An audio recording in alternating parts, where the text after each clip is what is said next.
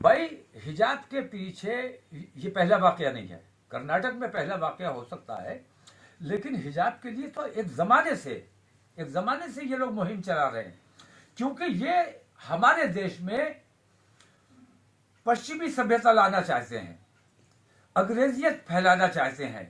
TV से भी हाथ जोड़ के ये कहता हूं कि आप अपने देश के लिए बहुत बड़ा नुकसान का काम कर रहे हैं। ये सांप्रदायिकता जो परोसी जा रही है चैनलों के जरिए, ये देशद्रोह का काम है। आप अपने देश का बहुत बड़ा नुकसान कर रहे हैं।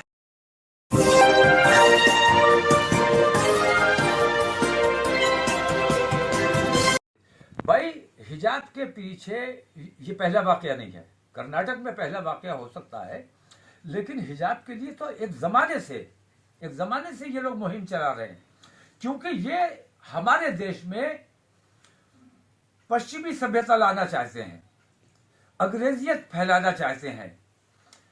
अब ये बताइए कि लेस्बियन और गे ये क्या हिंदुस्तानी सभ्यता हो सकती है?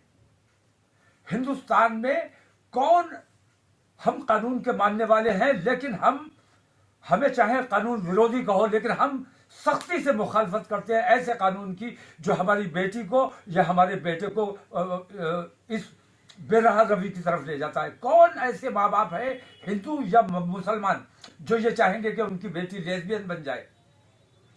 तो ये पाश्चात्य जो तरीके, अंग्रेजी लिबास, हमारी बेटी अगर बुर्के में है तो इन लोगों को बुर्के से परेशानी नहीं है। इन लोगों को हमारी बच्ची को ठीक से देख नहीं पा रहे, उसको निहार नहीं पा रहे हैं। वो चाहते हैं कि जीन्स पहन के वो जाए सड़कों पर। और जिस तरह मैं आपसे पूछता हूं कि सड़क पर जो लड़की अर्धनग्न कपड़े पहन के निकलती है, क्या उसको उसमें जो नजरें पड़ती हैं, क्या वो लोग उसको बहन या बेटी की निगाह से देखते हैं? इस किस्म का जो माहौल बना जा रहा है, तो आप शॉर्ट्स पहनाइए, स्कर्ट पहनाइए, हमें कोई दिक्कत नहीं है। हम पर्दा आप पे नहीं थोप रहे, हम पर्दा पहन रहे हैं, हमारे बच्चों को पर्दा पहन के दीजिए। इसमें कहाँ क्या दिक्कत है? और मैं टीवी से भी हाथ जोड़ के ये कहता हूं कि आप अपने देश के लिए बहुत बड़ा नुकसान का काम कर रहे हैं। ये सांप्रदायिकता जो परोसी जा रही है चैनलों के जरिए, ये देशद्रोह का काम है। आप अपने देश का बहुत बड़ा नुकसान कर रहे हैं, थोड़े से लालच के लिए, थोड़े से फायदे के लिए जो आप इस किस्म की सांप्रदायिकता फैला रहे हैं। ये देश प्रेम नहीं है, ये देशद्रोह है। इस देशद्रोह के काम को चैनलों को बंद करना चाहिए पहले, तब बाकी लोग बंद कर पाएंगे। बहुत बहुत शुक्रिया आपका। आरएसएस और भारतीय जनता पार्टी है, क्योंकि 5 राज्यों के चुनाव चल रहे हैं और उनको अपनी हार साफ नजर आ गई है। अभी 58 सीटों का जो चुनाव हुआ है, उन्हें एहसास हो गया कि वो उत्तर प्रदेश भी हार रहे हैं। तो इस किस्म का वो तन्हा एक बच्ची को, ये तो बिल्कुल जंगल राज जैसा हो गया कि 50-60 कुत्ते एक शेर के पीछे लग गए, शेरनी के पीछे लग गए और उसको खौफजदा करने की कोशिश की। ये चीज़ें बहुत ख़राब है। और इस चीज़ों को मैं ये कहता हूँ कि ये सारा खेल तमाशा, ये हमारे बच्चे जो हैं, मैं उन बच्चों के लिए भी कहता हूँ जो वहाँ भगवा लहराते और आउटसाइडर्स वहाँ पहुँचे। हमारे बच्चे हैं, हमारे देश के बच्चे हैं। उनके पेरेंट्स से मैं कहना चाहता हूँ कि आप अपने बच्चों को क्या बनाना चाहते हो? आप अपने बच्चों को क्या शिक्षा दे रहे हो? क्या हमारे बच्चों को यही संस्कार होने चाहिए जो दिए जा रहे हैं? तो राजनीतिक लाभ लेने के लिए इन नौजवानों का कुछ लोग इस्तेमाल कर रहे हैं।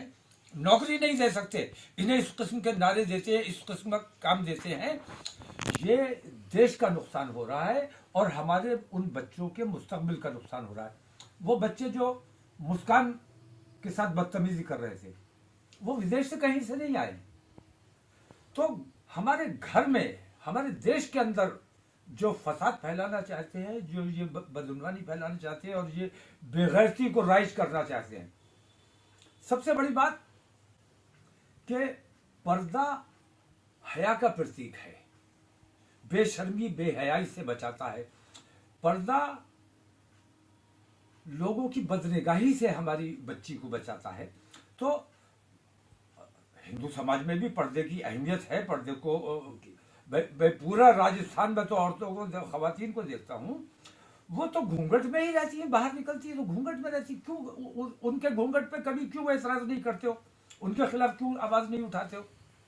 तो ये तमाशा जो है, मैं उन बच्चों के पेरेंट्स से कहना चाहता हूँ, वो सिर्फ कर्नाटका के नहीं, मैं पूरे हिंदुस्तान के उन बच्चों के पेरेंट्स से कहना चाहता हूँ जो इस किस्म की साजिशों का शिकार हो रहे हैं।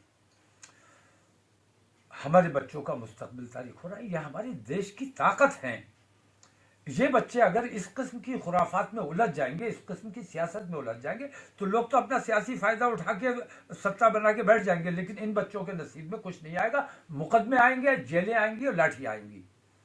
इसलिए हाथ जोड़कर मैं कहता हूं, हम अपनी बच्चियों को हयादार, बेहयाई से, बेशर्मी से, बेगैरती से, नग्नता से, आप अगर अपने बच्चों को शॉर्ट्स पहना के रखना चाहते हो, आप जानो हम आपसे कुछ नहीं कहते, लेकिन हमारी बच्चियां, हम अपने बच्चों पर पर्दा थोपते नहीं है अपने शौक से। और उस लड़की ने जिस मजबूती से लड़ाई लड़ी है, ये उसने साबित किया कि उसके माँ बाप ने या घर वालों ने उसके ऊपर नकाब को थोपा नहीं है, बल्कि अपनी खुशी से उसने ओढ़ा हुआ है।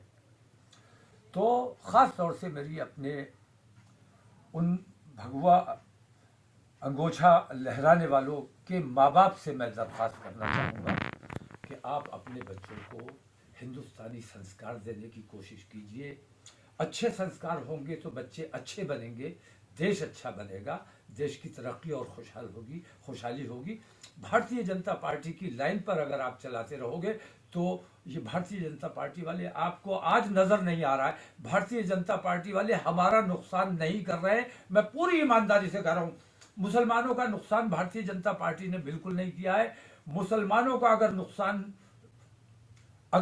नुकसान हुआ है भारतीय जनता पार्टी की वजह से, तो हिंदू समाज का सबसे ज्यादा नुकसान हुआ है और हमारे देश का सबसे ज्यादा नुकसान हुआ है। हमारे देश को बिल्कुल बेच डाला गया है। हिंदू समाज से मैं दरख्वास्त करता हूं कि ठंडे दिमाग से, मुस्लिम विरोध को अपने दिमाग से निकाल दीजिए थोड़ी देर के लिए। ठंडे दिमाग से ये सोचिए कि असल में जिस लाइन पर देश को चलना चाहिए, क्या देश उस लाइन पर जा रहा है? ये भारतीय जनता पार्टी वाले क्या उस लाइन पर लेकर जा रहे हैं? ये सब कुछ बेचते चले जा रहे हैं। हम जो करना चाहते हैं हम नहीं कर सकते जब तक आप लोग खुद खड़े होकर इन तमाम चीजों के खिलाफ नहीं। और अपने बच्चों को मैं हाथ जोड़ता हूं, आप लोगों के आगे दरख्वास्त करता हूं, आपसे अपील करता हूं आपसे कि अपने बच्चों से अगर मोहब्बत है तो बच्चे जो कुछ भी कर रहे हैं ये उनके लिए अच्छा नहीं है, ये उनको खराब रास्ते पर ले जाने का काम कर रहा है। अपने बच्चों का भविष्य के बारे में सोचिए, अपने देश के बारे में सोचिए।